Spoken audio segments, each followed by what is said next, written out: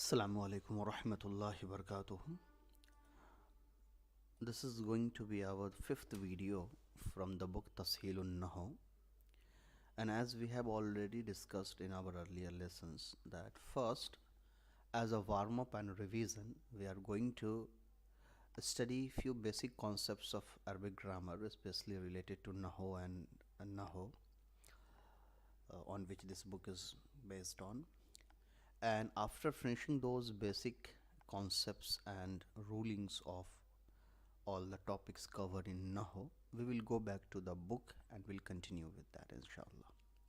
But still, if you think these are very basics for you, then I suggest you to skip the fifth, sixth, or maybe seventh video and just start watching from the let's say ninth video. And from the ninth video, I have started teaching from the book directly, and from 1 to 8 these videos are related with a Tasheel Un Nahw book, but I haven't teach you from the book itself. So if you want to learn directly from book, watch from the videos number 9 or ask for the video 9.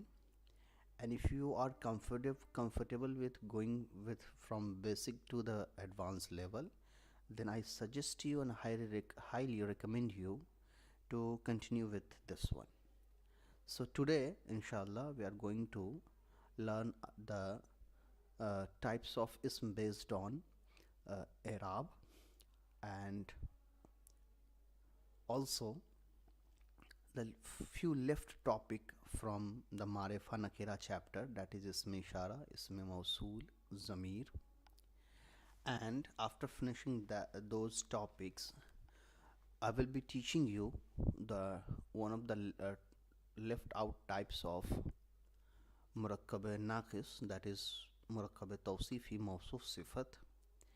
And once we finish all these chapters, I will directly jump to Marfuat, Mansubat and Majrurat. So from 5, 6, 7 and 8, in 6th video I will be discussing Marfuat, in 7th Mansubat, and in 8 Majrurat and the other few basic concepts of grammar. And from 9th video we will be starting directly learning from Tasheel Un Nahw. Let me remind you again why we are not directly learning from Tasheel Un Nahw book, because Tasheel Un Nahw book is not written for the beginners. Tasheel Un Nahw book is generally taught in madrasa in the second year, when you have already finished a few basic Arabic grammar books of Nahw and Sarf. But as a beginner, if you are directly starting from Tasheel Un Nahw, you will be very confused and you will find the Nahw learning very difficult. So that's why I am assuming that even though if you are a beginner and you have started Tasheel Un Nahw as your first book of Arabic grammar, it's okay to go with this, but first learn the basics which I have taught you from videos number 1 to 8. So in this class, the objective of our today class is we are going to learn about the types of ism based on Arab, and then we are going to learn the few things which we have skipped in our earlier class of Marifa Nakira chapter, that is Ism Ishara, Ism Mausool and Zamir. And after finishing those two topics, again the third topic which we are going to discuss in this lesson is Ghair Munsarif, and after finishing the Ghair Munsarif we will end this video for today. So if you are looking for these topics, stick with me, and in the next video I will be teaching you some basic concepts of Sarf, because for completing the further topics in Nahw we need some basic understanding of Sarf as well as. So in the video 6 I will be teaching you Sarf, and again in 7 and 8 we will be completing Marfuat and Mansubat and Majrurat as well, inshallah. And definitely from video 9 we will be directly learning from Nahw, Tasheel Un Nahw book itself. So let me first write the type of ism based on Arab. So types of ism based on i'rab. There are two types of ism as per i'rab. One is called mabni and another one is called marab. What is mabni? So let me just write this also in Arabic. One is mabni and one is marab. Now what is marab and mabni? For better understanding of marab and mabni, let's understand a very simple concept of i'rab in Arabic. Let me explain you this with a picture and some drawing first. By this method you will be able to learn this easily. Suppose this is a person and this is a wall.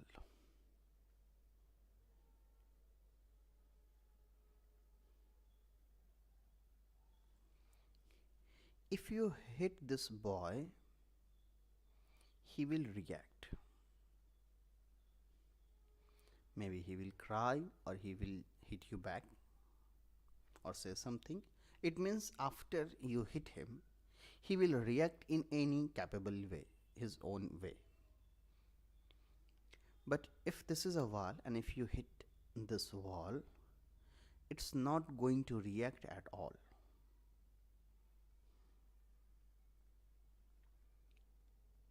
Wall will not cry, neither he will hit you, it will hit you back. Why? Because this doesn't have any capacity to react at all. Now let's assume mabni as this wall and marab as this boy. Now what I am trying to explain you here is that suppose there is a word rajulun written here. On rajulun, if we add ala harfe jar, so because of this ala harfe jar, now the i'rab of rajulun is changed to rajulin. One thing which we have to keep in mind and remember always that when we are talking about the i'rab, we do not consider the first, second or the third letter. We only mean the last letter of that word.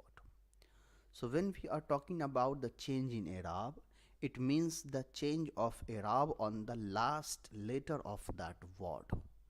So when I'm saying the rajulun word change its i'rab from pesh to zair or zamma to kasra, it means the last letter of rajulun word, that is lam, change its i'rab from fatha to kasra. Sorry, zamma to kasra. Hope you understand this. Now remember, come back to our main topic.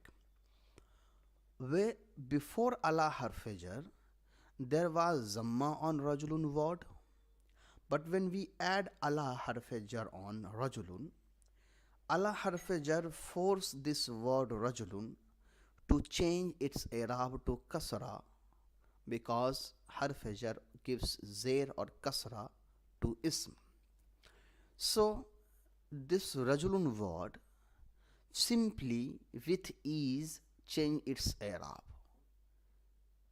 There is no problem in changing the i'rab. So whenever any word whose change its i'rab due to the requirement or the placement of that word before or after any other word. For example, if any word is open to make changes in its i'rab, like if there is a word who tells, for example, suppose a is a word and there is a word one. Now this one is telling a that change your i'rab to zamma. It says okay, I change the i'rab to zamma. If the two tells change your this a change your i'rab to kasra, and it says okay, I'm changing i'rab to kasra. If an word 3 tells the word A that change your i'rab to fatha, and it says okay, I'm changing my i'rab to fatha. When any word is open to make changes in their own i'rab as per the requirement, those types of word are called marab in Arabic. Now let's understand with this Arabic example.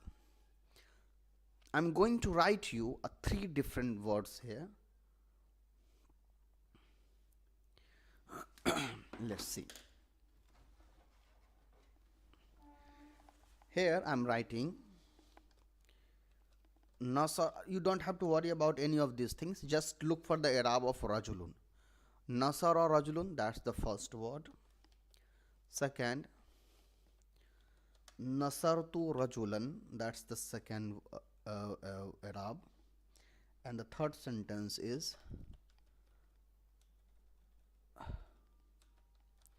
Marartu ala Zaidin. It's B Zaidin, but I'm using Allah because B can be confusing with few students. So let's have Allah harf-jar. Okay, not Zaidin actually. We are having the example of Rajulin.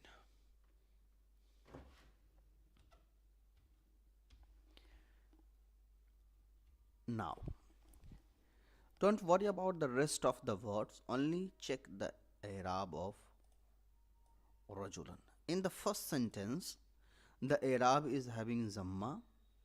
Second sentence, the i'rab of Rajulun is with fatha. And the third sentence, the i'rab of Rajulun is with kasra. Now, the question rise here.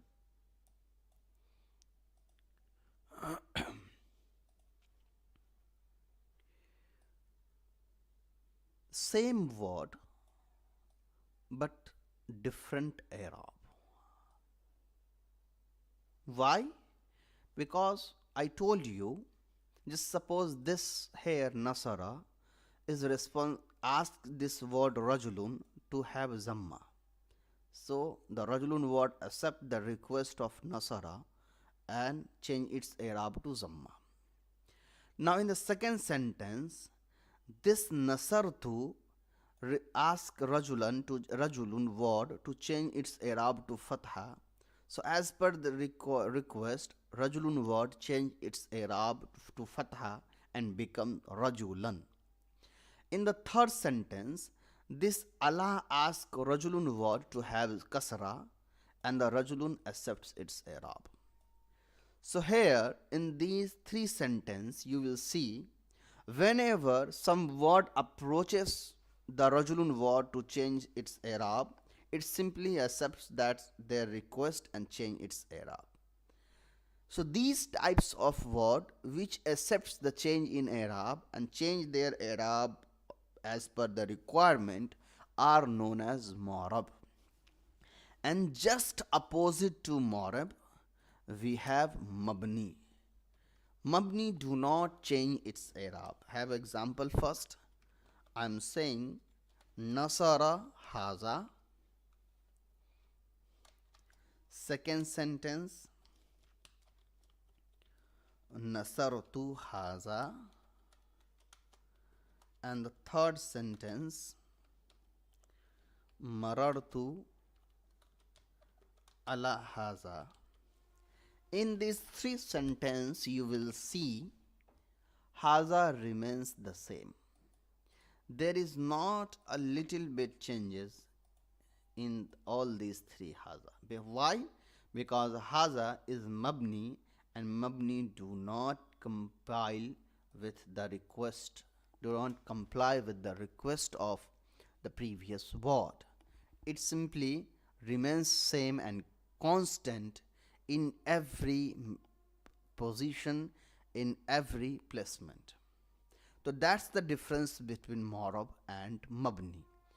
Now, why it is important for us to understand and recognize the marab and mabni? It is very important because in Arabic, i'rabs play a very vital role in translation. If you change the i'rab of any word, it will completely change the translation. Even with the same word, if the word have a different i'rab, the translations will be different. That's the first reason. Second reason is why it is important to understand Mu'arab and Mabni, because in Arabic, after a few months, you will be learning Arabic books without any Arab on it, without any vowels on it. So there, you need to be very familiar with the concepts of Arab. That's how you will put your own Arab and translate it accordingly. So if you are putting the right Arab on any word, you are translating it right.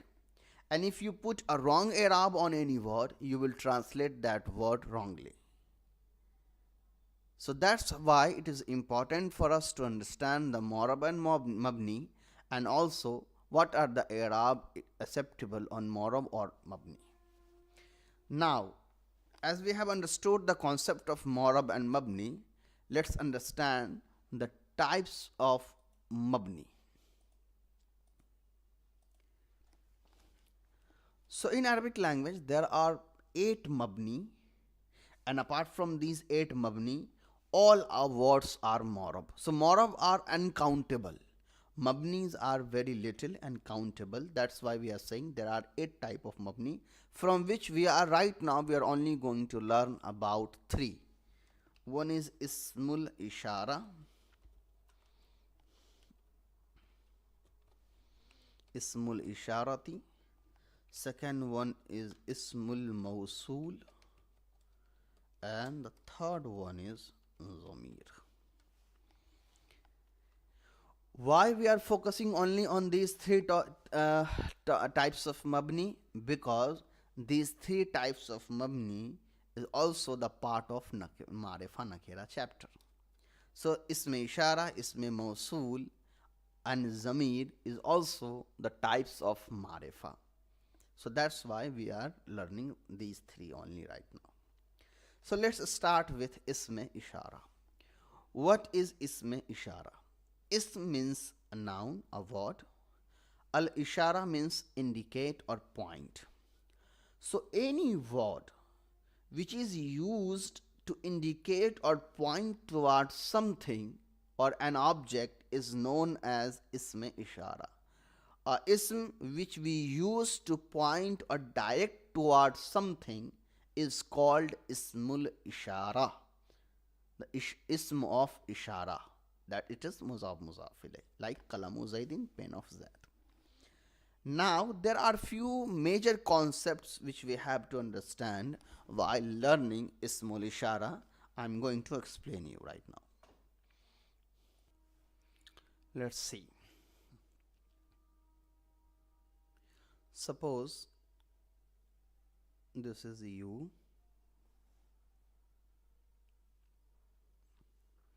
and there is a tree.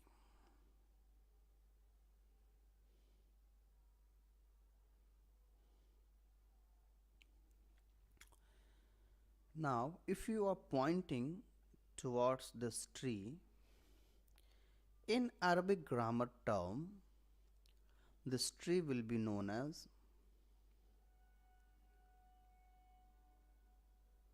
Musharun Ilayhi. And the word you have chosen to point towards this tree is known as Ismul Ishara. So always remember the term Ismul Ishara and Musharun Ilay.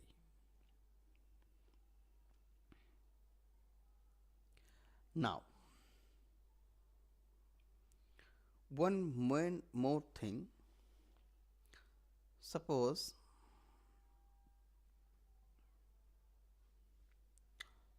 if you are pointing towards an object which is far away from you or which is close to you. For close we have Qareeb. Qareeb means close, and for far we have ba'id, ba ya ain dal. Ba'id means far. So in Arabic language, for pointing towards an object which is nearby or close, we have a different type of ism ishara, and for pointing towards an object which is far away from us, we use a different type of ism ishara.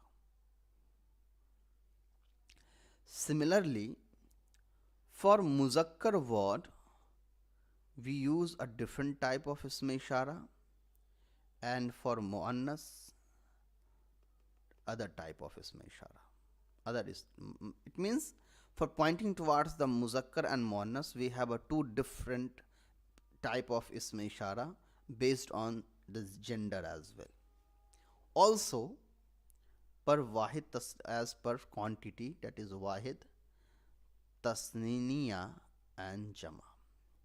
So not only we have categorized the ism ishara as per its uses by distance, but also by gender as well as quantity. Now let me make this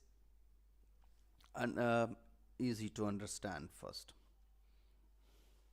Suppose this is you and you are pointing towards one man which is close to you, or two men close to you, or more than two men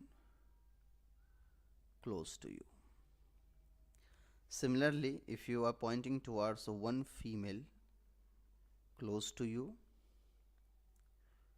two female close to you, or more than two female close to you.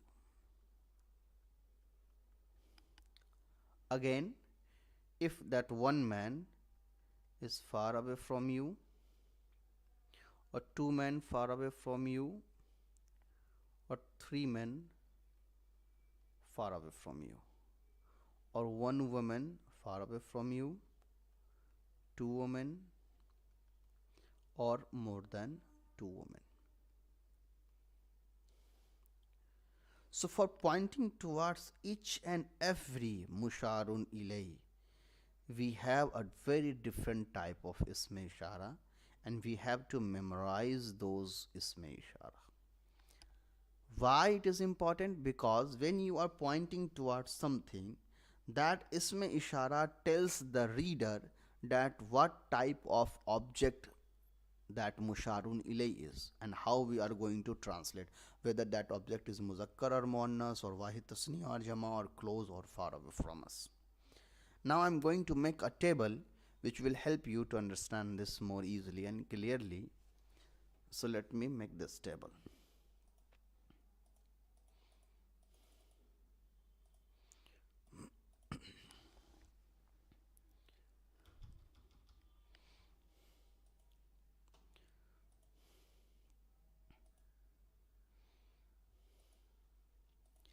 First, I am going to make a table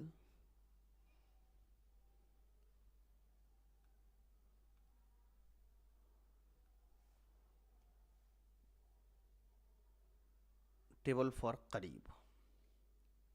Qaf ra ya ba, qareebun. Here I am putting the muzakkar musharun ilay, and here I am putting the muannas musharun ilay. Similarly, in this column I am writing wahid. Here tasniyatun means two, wahid means one, muzakkar means male, and muannas means female, and jama, which is more than two. Now for wahid muzakkar qareeb, we use hadha as ism ishara.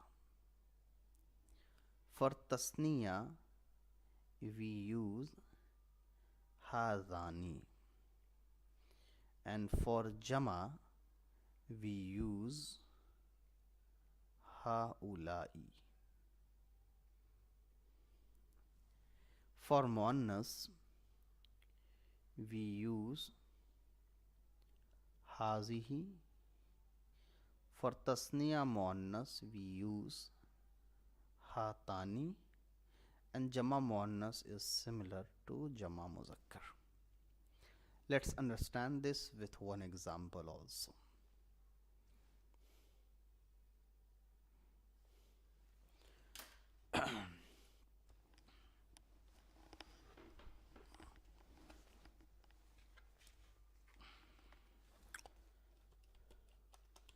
Haza ar-rajulu, this one man.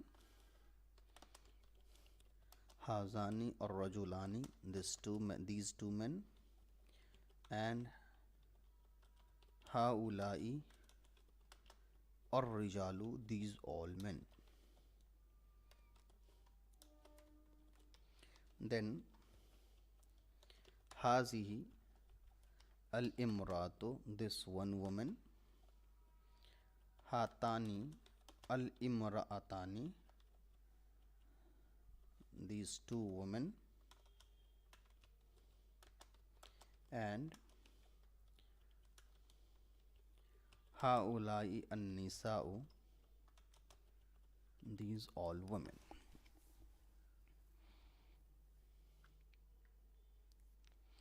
So this table is for when the musharun ilay is qareeb. Now let's learn about when the musharun ilay is ba'id.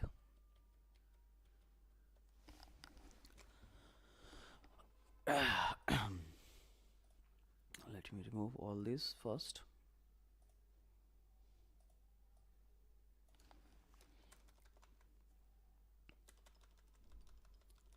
And now we are going to learn about ism ishara when the musharun ilay is ba'id. Again muzakkar and muannas. Wahid, tasniya and jama.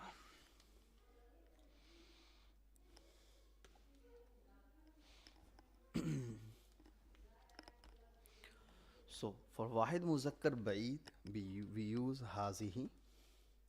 Oh sorry. Dhalika. For tasniya muzakkar ba'id we use dhanika, and for jama muzakkar we use ulaika. For wahid muannas we use tilka. For tasniya muannas we use tanika, and for jama muannas we use ulaika. Let's have example again. Zalika rajulu, that one man. Zanika rajulani, those two men. Ulaika rijalu, those all men. Tilka rajulu, that man. Tanika rajulani, those two men. And oh no, sorry, tilka is for muannas. Actually I'm a little bit distracted right now. Tilkal imratu, that one woman. Tanikal imraatani, those two women.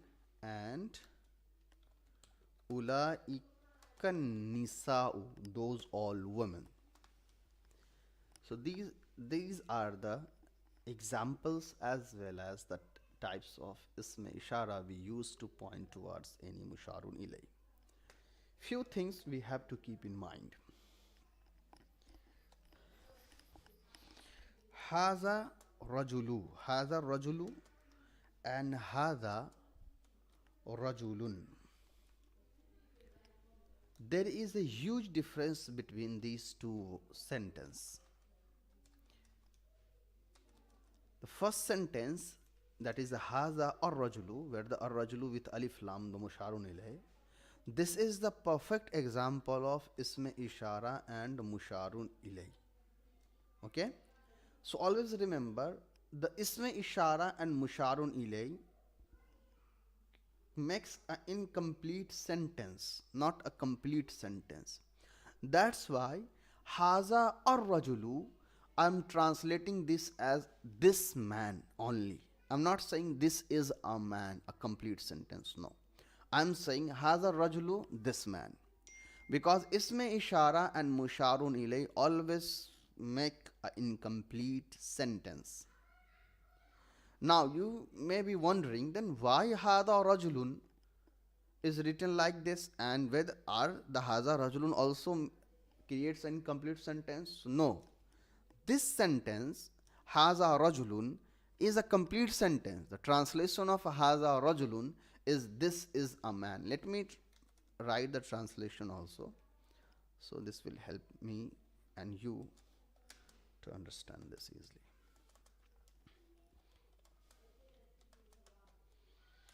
So haza rajulun, this is a man, and haza rajulu, this man. So why there is a huge difference between these two sentences, where the textual difference is having alif lam and not. In the second sentence haza rajulun, rajulun is nakira, and in the first sentence haza or rajulu is marifa.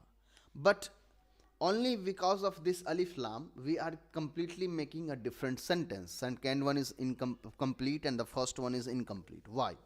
So this is a global rule for isme ishara and musharun ilay, that isme ishara and musharun ilay both makes an incomplete sentence.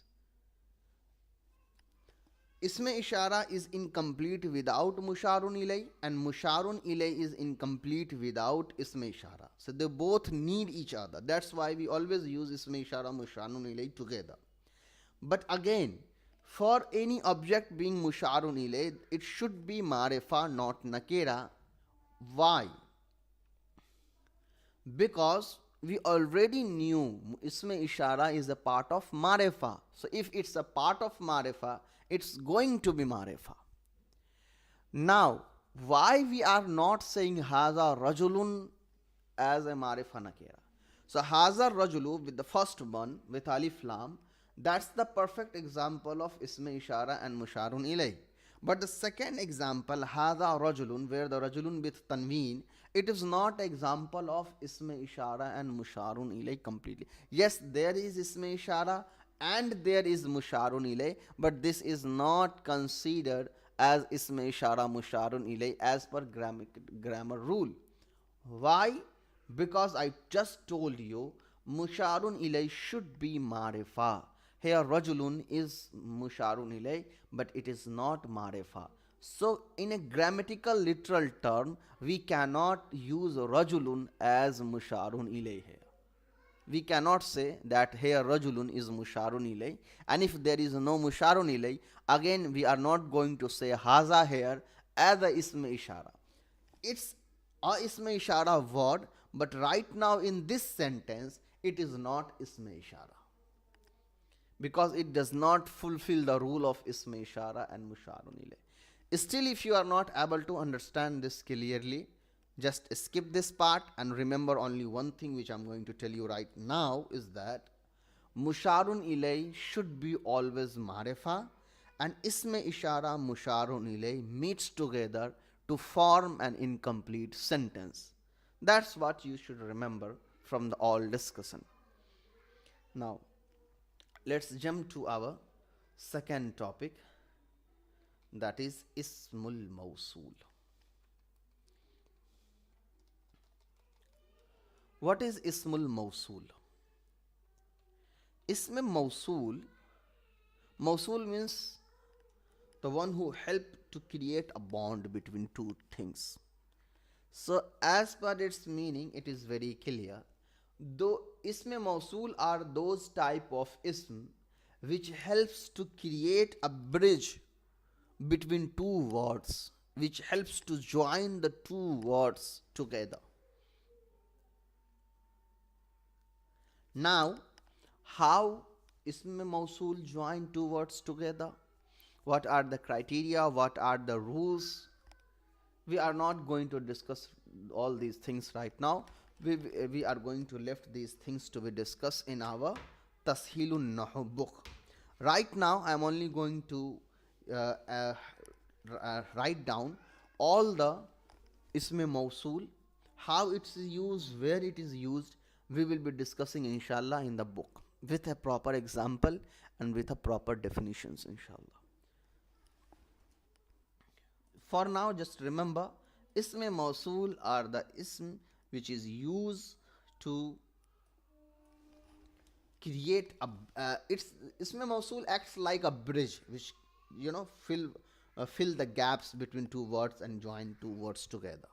So it simply create the relation of two different words that they are both interconnected with each other. How, why, we are going to learn later. They also comes for wahid, tasniya, jama, muzakkar and muannas. For wahid muzakkar we have allazi. For tasniya muzakkar we have allazani, and for jama muzakkar we have allazina.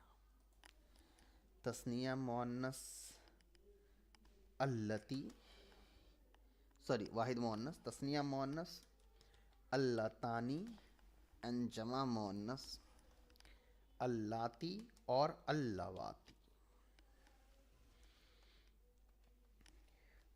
Apart from these isme mausul, we have ma, man, ayyun and ayyatun, but we are going to discuss all these isme mausul one by one in book inshallah, not right now. Now let's go back to our third topic, which is zamir. What is zamir and how it is used? Let me help you with this example. I'm writing here Nasara Zaidun Amran Zaraba Zaidun Amran At'ama Zaidun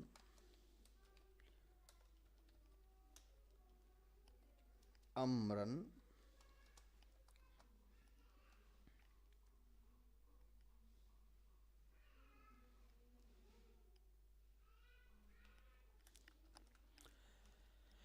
Now, if you look into all these three sentences, don't worry about the translation and how I'm writing. Just focus on what I'm going to explain. In all these three sentences, I have used the Zad and name thrice. Same goes with the Amr also.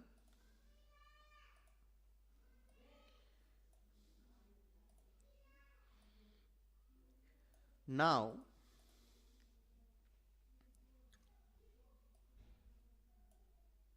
suppose I am about to write a 10 pages about Zaid and Amr. If I am following this rule where I have to mention Zaid and Amr every time and everywhere, suppose in the 10 page, how many times I am going to repeat the same name again and again? In the first, here I have written only first line.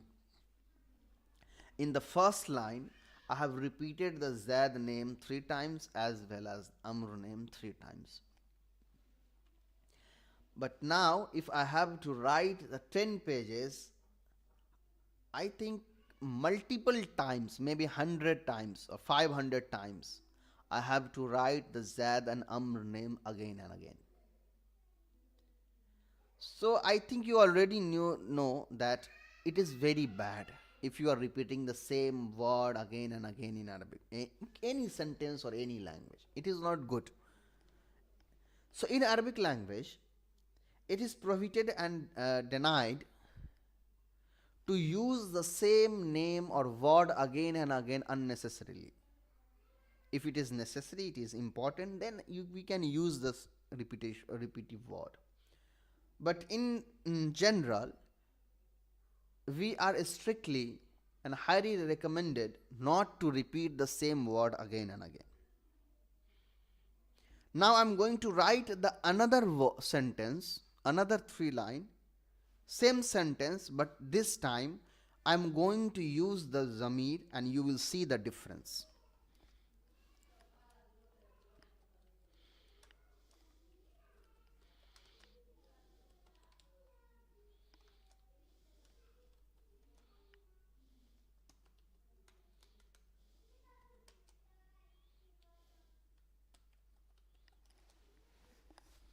Now again here the same sentence is written but using zamir.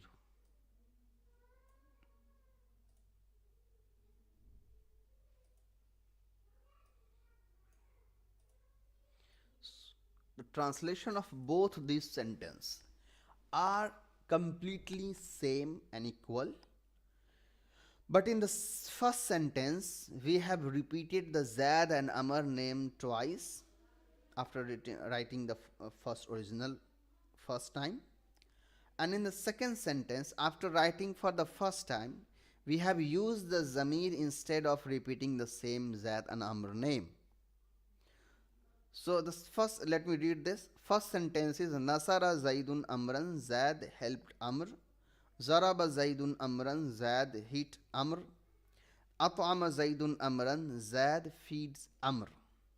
In the second sentence, Nasara Zaidun Amran, Zaid helps Amr. Zarabahu, Zaid hit him. And At'amahu, Zaid feeds him. Translation is same, but here we are not using the same word again and again. Why? Because in the second sentence we have used the zamir instead of names. So that's why we use zamir. Why we use zamir? We use zamir in Arabic language to stop or prevent ourselves from repeating the same word again and again and make the statement and sentence shorter. Now,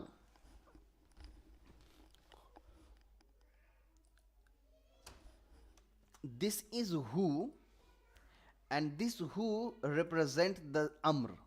That's why I'm colored the both word equally.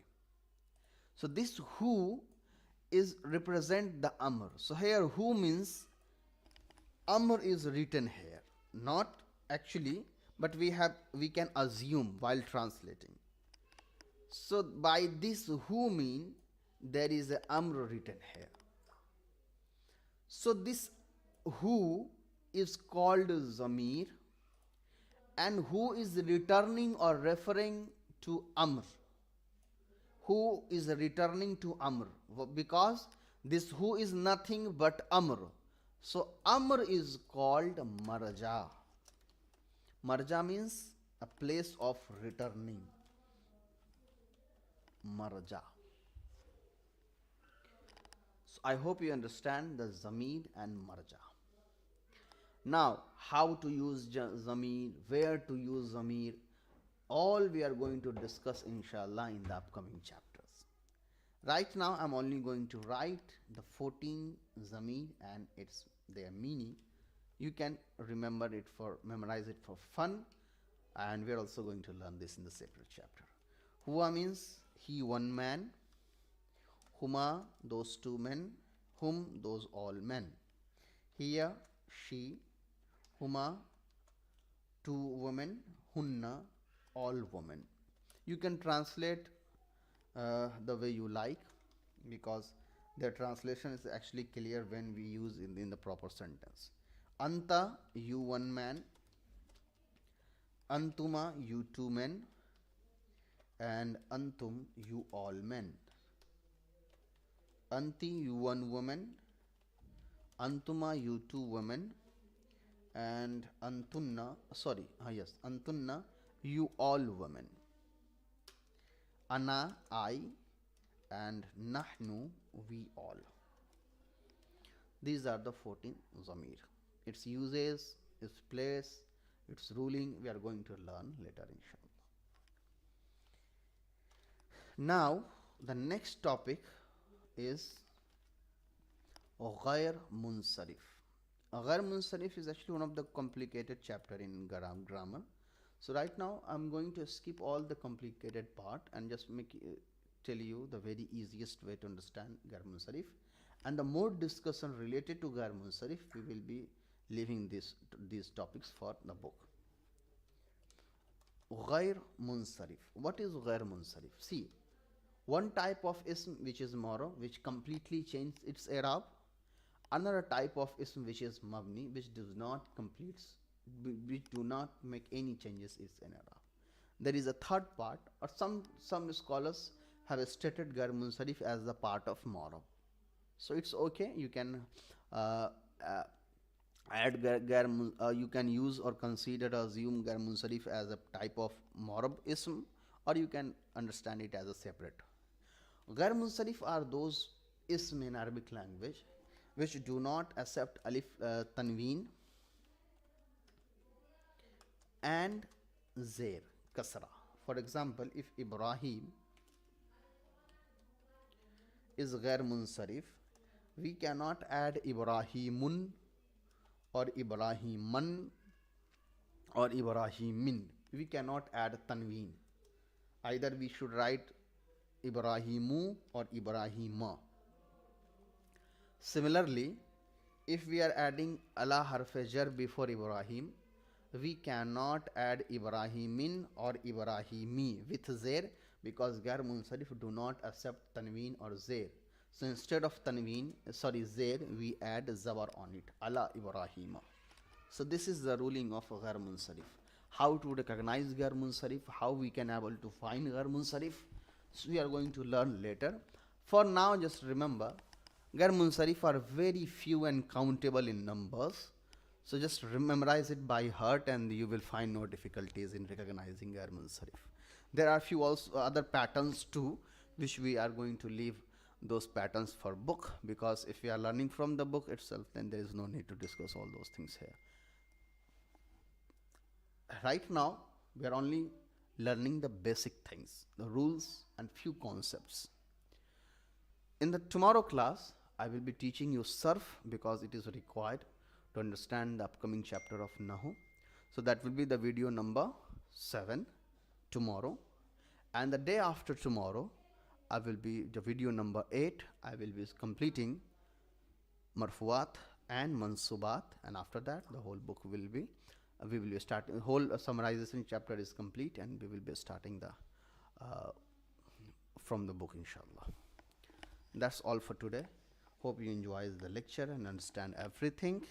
If you have any doubts and query, you can simply ask. Assalamu-Alaikum wa rahmatullahi wa barakatuh.